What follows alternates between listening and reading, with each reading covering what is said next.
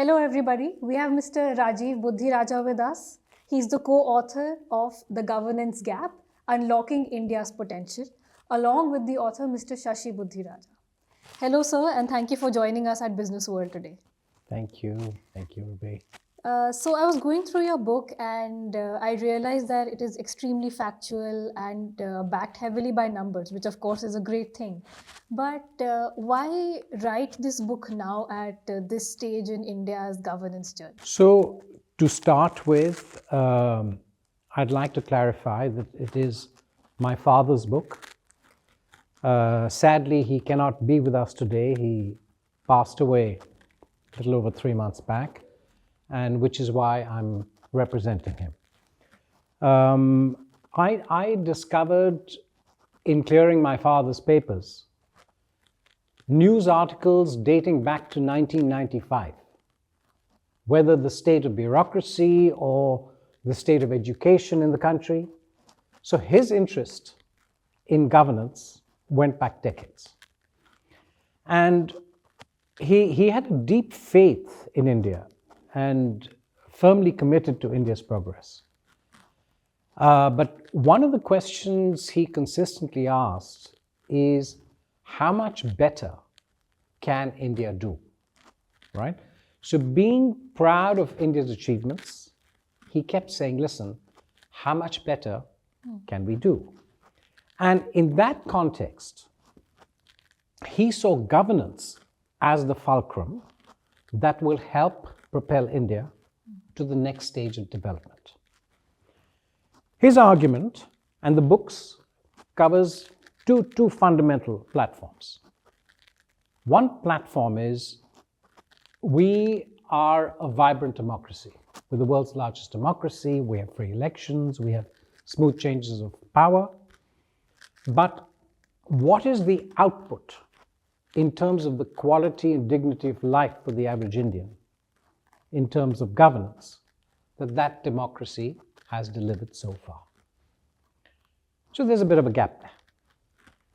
The second platform is wanting to change the narrative. We have done very well as a country as far as our progressive economy is concerned. So today, India is the 4th largest economy. Our growth rate will be 6+%. I think we should take that as a given.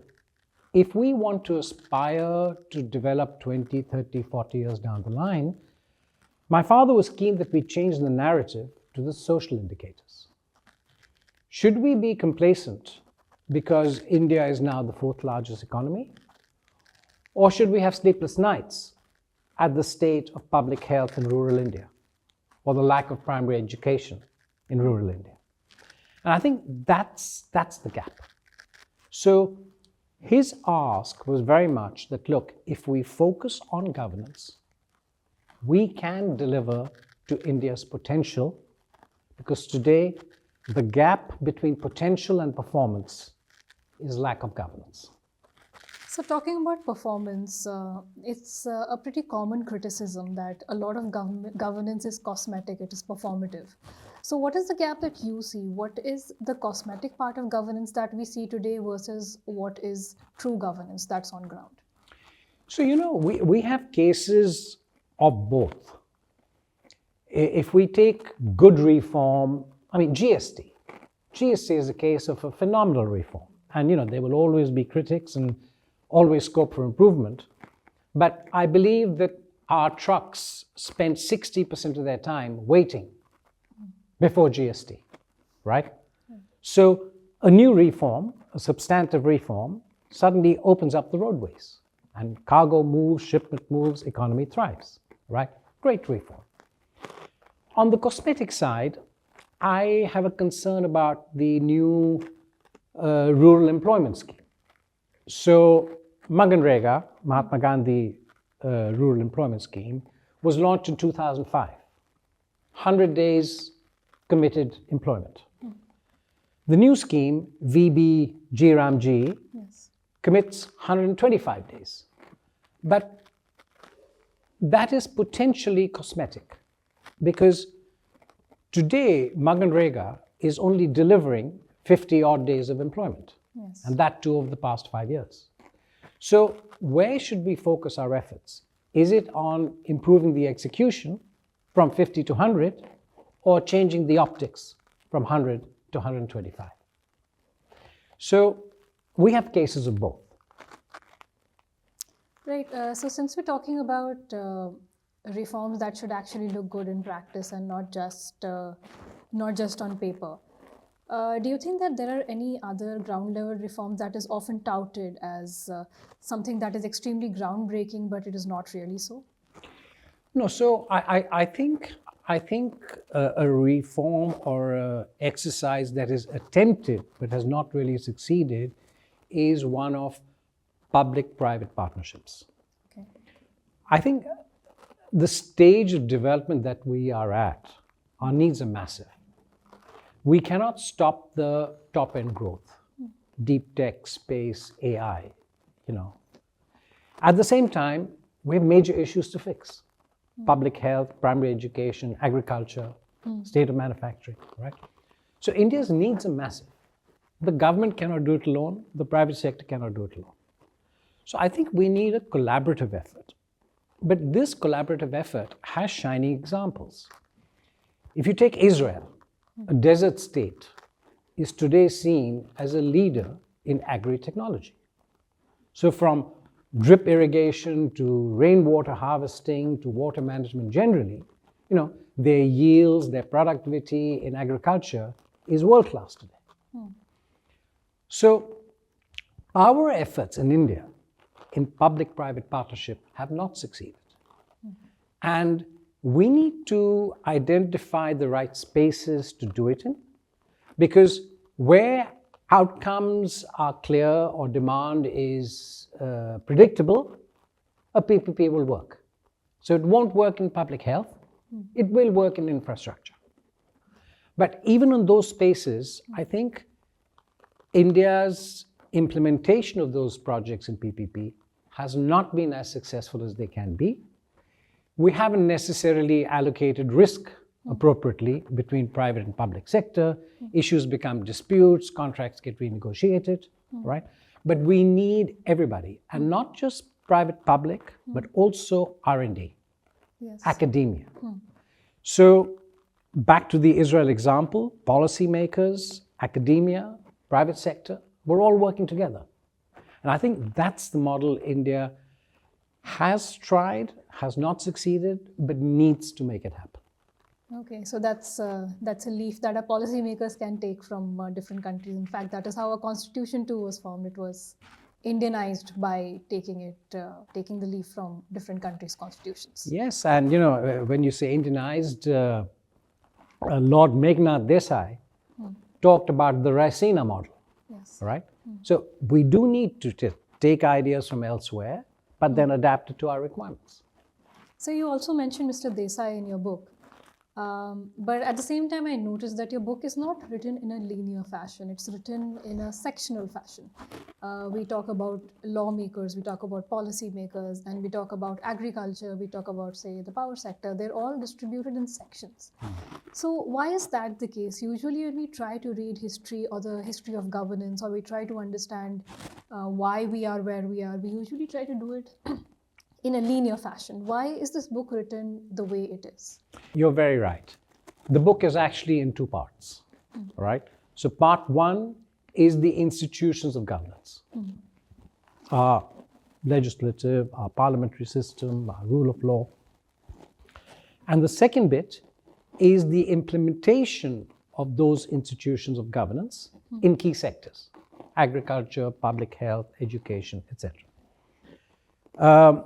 One of the challenges, and the publisher said so often, he said, look, each chapter can be a book in itself because it's vast. Yes.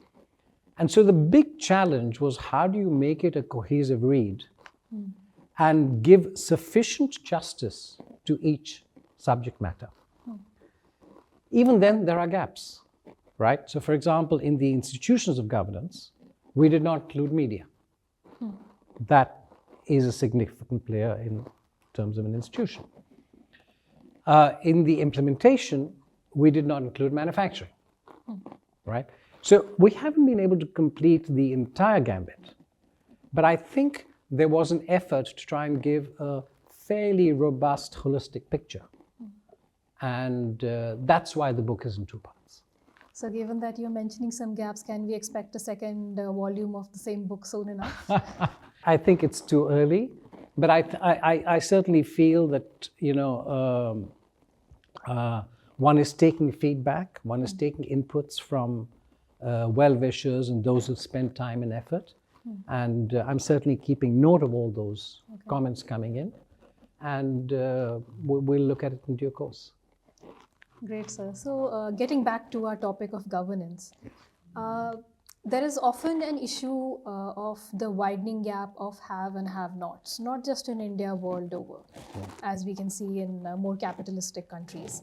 So do you think this boils down to or trickles down to governance as well? Is the governance benefiting the elites more than it is benefiting the masses now? Yes, but I think that's a global phenomenon. If you take the Indian context, and that applies to many countries around the world, the state is stretched, right? The state has so many responsibilities, and we as citizens have a lot of expectations from state. So if a state is stretched, then those who have access to state, which is contacts, access to policymakers, those who have resources to use lawyers or tax people or accountants, they naturally benefit, and they are the elite and the privileged, right? That is sadly a part of the capitalist system which we are very much part of. So I think that's a given. The question is, what can be done to alleviate some of this inequality, and how can we make it more equitable? So I think it needs a significant change in the way we do a lot of our day-to-day governance. If there's time-bound approvals and then a penalty on state for delays, that changes the paradigm, rather than waiting for how long the state says you need to take, right? If we keep simplifying our rules and laws and continuously simplifying so that even the average person can understand them and follow them and keep them consistent, that's another big area to focus on.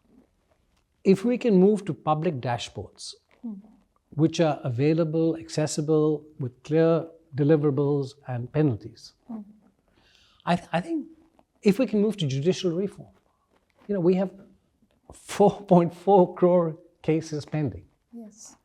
So I think that's the space we've got to look at to make the state more equitable. But state has a lot of responsibilities, and so it will de facto support the privileged and elite anyway. Right, I think that's like the basis of capitalism, that the power is concentrated in the hands of a few people, power and money both. Yes. But the government is definitely taking steps to democratize governance and accessibility. To what extent do you think Digital India or digital governance has bridged this gap, or is it still a very long way to go? So I'm going to give you 3 examples: a success, a failure, and what I call a bit of a fudge. Okay. And I think the direction of digital governance is the right one. I think India is doing some great strides in that space. So the success story I can think of immediately is UPI, right? It's talked about, it's a global case study, talked about everywhere. And our cash component has come down from the 80+% to the between 50 to 60%, right? Sorry, the non-cash component. So I think that's a great success story.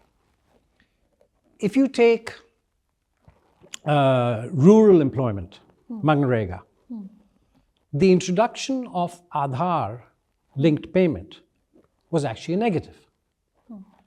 There were technical errors, there were issues about missing people, not matching records, right? And delays in payments. So UPI success centralized Aadhaar payment for Maganrega, not a success. Then you've got people who sometimes want to beat the system. So in manufacturing, timeliness and predictability of approvals is critical governance, right? You get your land, you get your power, you get your environmental clearances, so you can manufacture, not waste your time in clearances. So there's a tool called a velocity tracker, which is really a publicly disclosed dashboard. So I apply for my approval. If I don't get it within X days, there's a red flag, and everybody can see it, right? It's been practiced in many countries around the world. So Punjab and Andhra introduced it as a pilot. The problem was that the officials concerned, rather than acting on the red flag, would close the file before the deadline. So it never showed up as a red flag. But the applicant then had to create new files all the time. So they didn't get their approvals, but the dashboard didn't reflect the problem, right? So wrong intent can beat a system. And I think so we have success, we have failure, and we have areas where we got to make up for human flaws and improve the digitization. So talking about the positive and negative aspects of governance, a lot of times the government itself tells the people that XYZ aspect of governance is so good, whereas in reality that might not be the case. Do you think that there is any aspect right now which is touted as a very positive policy move, but it is not so? I think the issue which is a major hindrance for governance and reputation is corruption. Today, in the corruption perception index, India ranks 96 out of 180. As a fourth largest economy, we should be, way high in terms of rather than way low. So, if we can make our money work, right? We have large requirements. We are a rich country compared to where we were, but we're still short on resources. So to me, the waste of resources through corruption is criminal. Your own Businessworld reported literally 3 days ago, the thorium issue. India spent 70 years and billions of dollars in researching thorium as a solution for energy, right? Yes. But who launches this first product? Not BARC, but a private sector foreign company.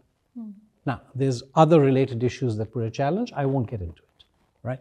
We have infrastructure that is recently completed and then collapses. So we need to use our limited resources efficiently, and then we can make our existing rupee go further. Fair enough, sir. That's actually a very, I would say, a very honest answer, and I think a lot of our viewers would relate to it also, especially the corruption and the limited resources, especially in a country like India, which is now the most populated country of the world with limited resources. So my last question for you, sir, is it's directly for you, not related to a book or the governance in general. If you had the power as a policymaker and you were not held back by resources or politicians and so on, what are the 3 governance reforms that you would implement today? So I'll give you the answer, but they are linked to the book as well. All right. Yeah. And so not necessarily in order, but one of them would be trying to make our political funding more transparent, right? If the last elections cost 100,000 crores, Yes. and if we do not have transparency in where that funding came from, if the funding is opaque, we cannot expect transparent regulation, right? So I think that's one big area which I'd love to clean up if I had Yes. the Almighty's power and wish. The second one is to fix the state of agriculture in the country, right? It employs 40% of the people, it generates 15% of the GDP, and it is a declining story, right? So that is a big part of India which we need to resolve, right? Now, whether it's agri-technology, whether it's that PPP and R&D combination, taking Israel's example. But I think that's the space we need to fix, because suddenly you'll see a big upliftment in, 40% of the country's population, and the entire rural landscape will change. Because the whole issue, linking it to other things, why do we have schemes like Maganrega or VBG Ramji? Because rural India has not created enough non-farming jobs. And those people also do not have jobs available in manufacturing in urban centers or BC towns. So generating employment is linked to all these sort of policy considerations. And the final area would be education, but it's a bit more nuanced. I think it's primary education for all. It's vocational skills for the secondary stage, because even the India Skills Report said that half our graduates are unemployable. Yes. So what we need is the vocational skills, and at the high end, R&D. We're not doing enough in terms of patents, R&D, innovating new ideas. On that positive note, I would like to thank you again, Mr. Budhiraja, for joining us and sharing your inputs and taking the time out. Well, thank you, Urvi. I enjoyed our conversation, and thank you for the opportunity. Thank you so much.